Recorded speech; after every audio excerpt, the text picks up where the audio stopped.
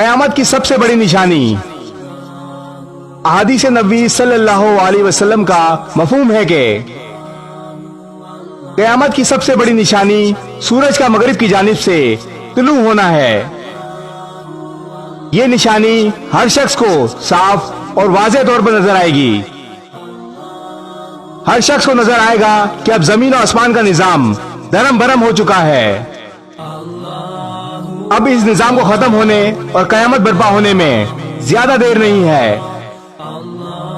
इस निशानी को देखकर लोगों पर खौफ व हिरास तारी हो जाएगा और तौबा के दरवाजे बंद कर दिए जाएंगे।